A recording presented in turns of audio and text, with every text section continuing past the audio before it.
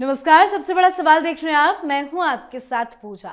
बंगाल की सियासत में इस समय सबसे बड़ा आतंक कोई राजनीतिक दल नहीं, सबसे बड़ा डर किसी विपक्षी नेता का नहीं, सबसे ज्यादा बेचैनी किसी चुनावी सर्वे की नहीं, पर सबसे बड़ा खौफ है एसआईआर यानी स्पेशल इंटेंसिव रिवीजन का। और ये डर सीधे सीधे बंगाल की मुख्यमंत्री ममता बनर्जी के चेहरे पर साफ साफ दिखाई दे रहा है। कारण एक ही है और वो ये है कि एसआईआर में वो पारदर्शिता और कठोरता है जो बंगाल की राजनीति को दशकों से जकड़े हुए कैडर राज और फर्जी वोटर बैंक दोनों को हिलाकर रख देगी। ममता बनर्जी को एसआईआर का डर इतना है कि उन्होंने अब मुख्य चुनाव आयुक्त ज्ञानेश कुमार को एक पत्र लिखा है। इस पत्र में ममता ने आरोप लगाया कि राज्य में चल रहा एसआईआर बिना किसी प्लान के किया जा रहा है, जो न केवल अस्त व्यस्त है बल्कि खतरनाक भी है और यह खतरनाक स्टेज पर पहुंच गया है। ममता बनर्जी ने एसआईआर प्रक्रिया को रोकने का आग्रह किया है। तो सवाल यह है कि आखिर क्यों डरी है ममता बनर्जी? आज इसी सवाल पे चर्चा करेंगे। मेरे साथ स्टूडियो में मौजूद हैं कैपिटल टीवी के editor in chief doctor Manish Kumar. Doctor साहब, बहुत बहुत स्वागत है आपका। धन्यवाद सर, एसआईआर को लेकर ममता बनर्जी आखिर क्यों डरी हुई है? देखिए, इसलिए डरी हुई है क्योंकि उनको लग रहा है कि बिहार के नतीजों में एसआईआर का रोल है। फर्जी वोटर्स हट गए तो तेजस्वी यादव हार गए, कांग्रेस पार्टी हार गई। उनको ये डर सता रहा है कि एसआईआर में अगर बंगाल से भी इसी तरीके से फर्जी वोटर्स के नाम कट गए तो उनकी भी ऐसी ही विदाई हो जाएगी, छुट्टी हो जाएगी। और इसलिए कि दलदल में डूबता हुआ व्यक्ति कैसे छटपटाता है, वो किसी तिनके का सहारा, किसी चीज से they want to hold on. वही जब आप सुप्रीम कोर्ट चले ही गए हो इलेक्शन कमीशन की शिकायत लेकर के, तो अब इलेक्शन कमीशन को क्यों चिट्ठी लिख रहे हो? तो ये चिट्ठी नहीं, धमकी है, प्रॉपर धमकी है। क्योंकि सुप्रीम कोर्ट में सुनवाई हुई, सुनवाई के दौरान क्या हुआ, इनके सारे नाप तौल, सारे तिकड़म, सब कुछ धरा का धरा रह गया। इनके वकीलों ने, हुजूर आत्महत्या हो रहा है। भाई आत्महत्या, भाई बताया जा रहा है कि लाख से ऊपर बीएलए हैं, कुछ तो सरकारी अधिकारी हैं, सरकारी ये है, और कुछ तो ऑन पेड बेसिस पे लोगों को हायर किया गया है। उसमें 99.9% से भी ज्यादा लोग सही से ही काम कर रहे हैं और छुटपुट एक दो सुसाइड को आप जनरलाइज करने की कोशिश कर रहे हो। और सुसाइड हुआ क्यों हुआ, नहीं हुआ, क्या इसके पीछे, क्योंकि भाई खेला होवे कहीं इस एसआईआर में ये आत्महत्या हो रही है तो सुसाइड हो रहा, ये कहीं खेला तो करने की कोशिश नहीं हो रही। सबसे बड़ी दिक्कत समझ लीजिए, आज से करीब 15 दिन पहले हम लोगों ने स्टोरी की थी। हमने तो वीडियो भी दिखाया था कि बांग्लादेशी भाग रहे हैं, जान प्राण लेके भाग रहे हैं। अमित शाह पकड़ लेगा तो जेल में डाल देगा। अभी तक रुका नहीं है। चिट्ठी इसलिए आ रही है क्योंकि अब बिहार से लोगों का ध्यान घटा है, तो 3-4 न्यूज चैनल वाले वो इस बात को बता रहे हैं कि बांग्लादेश से लोग जा रहे हैं। वो कोई माहौल क्या है, न्यूज 24 वाला वो भी गया हुआ था। हमने 15 दिन पहले कैपिटल टीवी ने सबसे पहले ये स्टोरी की थी कि बांग्लादेशी भाग रहे हैं जान प्राण लेकर के। तो उसको वहां के लोगों ने बताया कि अब तो कम हो गया है, पहले 2-2 हजार 3-3 हजार की संख्या में रोज निकल रहे थे लोग। ये 1 महीने से चल रहा है। जहां जहां एसआईआर फॉर्म कलेक्शन की बात शुरू होती है, भाग रहे हैं लोग। कुछ बांग्लादेश छोड़ के भाग रहे हैं। कुछ क्या हो रहा है? हो ये रहा है कि they are not getting included in the voter list. भागना इंपॉर्टेंट नहीं है। कुछ लोग, मेरे बंगाल में बहुत सारे पत्रकारों से बात हुई, बोले लोग जा रहे हैं, कुछ बांग्लादेश ही भाग रहे हैं और कुछ कांग्रेस शासित राज्यों में जा रहे हैं। बेंगलोर जा रहे हैं तो पंजाब भाग रहे हैं। वो उन सब जगह पे जहां चुनाव नहीं है, जहां एसआईआर नहीं होना है, वहां जा रहे हैं। उनको वोट करना है ये उनके दिमाग में थोड़ी है। वो तो यहां रोजगार के लिए आए हुए, रोजगार के लिए, लेकिन रोजगार के साथ साथ उनका नाम वोटर लिस्ट में था। तो होता यह था कि वो एब्सेंट होते थे, फिर भी तृणमूल के गुंडे जो है उसके नाम पे वोट डाल देते थे। इसलिए 76-78% वोटिंग बंगाल में होती थी, क्योंकि लिस्ट के अंदर जो कोई मौजूद है या नहीं है, वोट सारे थोक के भाव में गिर जाता था। अब वहां पे कागज मांगा जा रहा है, वहां पूछताछ की जा रही है, तो कुछ लोग भाग रहे हैं।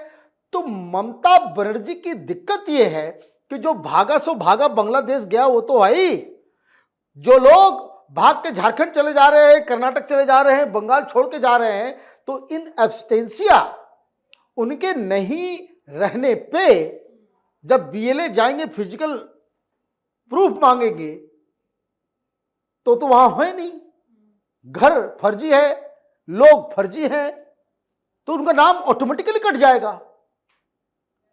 इसलिए ममता जान रही है कि इधर से या उधर से 1.25 करोड़ 1.5 करोड़ वोट जो है वो गया। ये अनुमान जो है वो ज्यादातर पत्रकार वगैरह जो है लगा रहे हैं। अब ममता बनर्जी उसको रोकना चाहती हैं। सुप्रीम कोर्ट आप चले गए, तो जब सुप्रीम कोर्ट आप चले गई तो ममता बनर्जी को इलेक्शन कमीशन में जाने की क्या जरूरत है? वो कह रही है कि भाई बड़ा डेंजरस है, बड़ा कैओटिक है। भाई जब बिहार में हो रहा था तो सबसे पहले कूद के यही गई थी सुप्रीम कोर्ट, बिहार वाले नहीं गए पहले।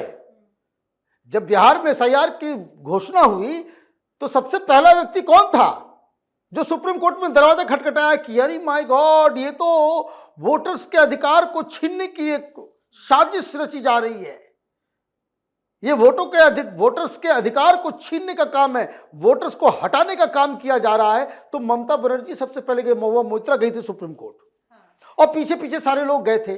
अब तो वो उस समय ही समझ गई थी कि ये बिहार में हो रहा है, यही बंगाल में हो जाएगा, मैं तो कहीं की नहीं रहूंगी। कैसे इसे मैनिपुलेट किया जाए? तो एसआईआर की प्रक्रिया की घोषणा के ठीक पहले हजारों कर्मचारियों को आपने बदल दिया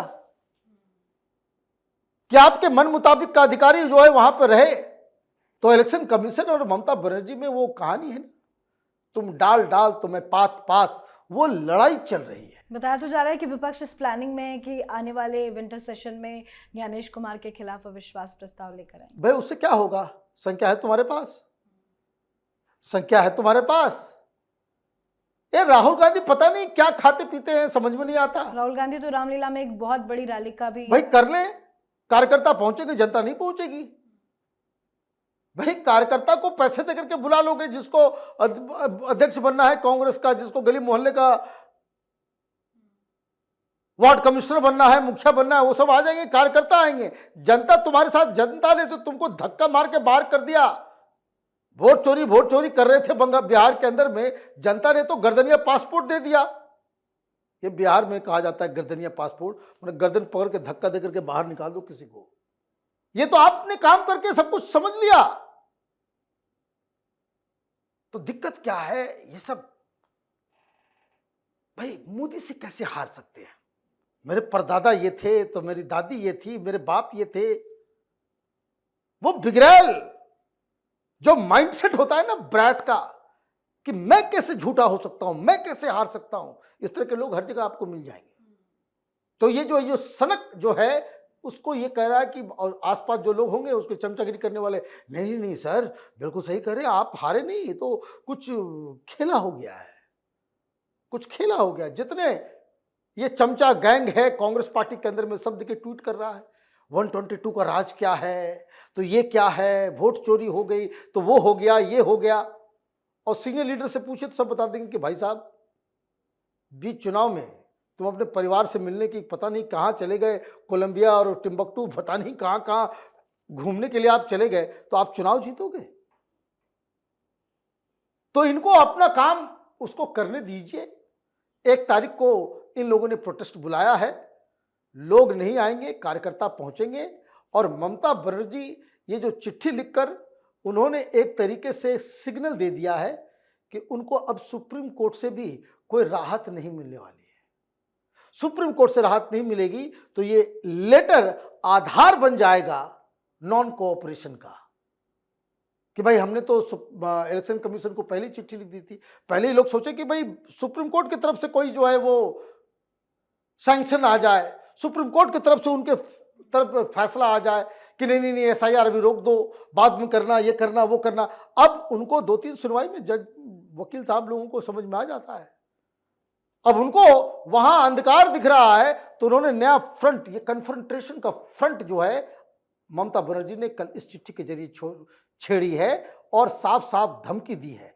आगे देखिए सुप्रीम कोर्ट का फैसला जैसे ही फाइनल आएगा और आप देखेंगी कि election commission versus Mamata Banerjee हो जाएगा। और इलेक्शन कमीशन को अभी भी मैं कह रहा हूं कि प्लीज आप जो है सेंट्रल फोर्सेस को अब मदद लीजिए, गृह मंत्री को आवेदन दीजिए कि इस एसआईआर के लिए हमें सेंट्रल फोर्सेस की जरूरत है। अदरवाइज कई सारे जिलों में आप इसे पीसफुली सही तरीके से कंडक्ट नहीं करा पाएंगे। जी, बहुत बहुत धन्यवाद सर समझाने के लिए। धन्यवाद। तो बंगाल की राजनीति का एक कड़वा सच ये है कि यहाँ फर्जी वोटर चुनावी गणित का एक अहम हिस्सा रहे हैं। कतारों में ऐसे नाम जिनका अस्तित्व कागज से बाहर नहीं, ऐसे वोटर जो सिर्फ कैडर के इशारे पर जिंदा रहते हैं, ऐसे घर जहां रहने वाला कोई नहीं पर वोटर लिस्ट में 6-6 लोगों का नाम दर्ज होता है। एसआईआर इन्हीं सब पर सीधा प्रहार करता है और डर ममता बनर्जी को यही है कि उनका खेल ना बिगड़ जाए और इसी डर से ममता बनर्जी एसआईआर रोकने के लिए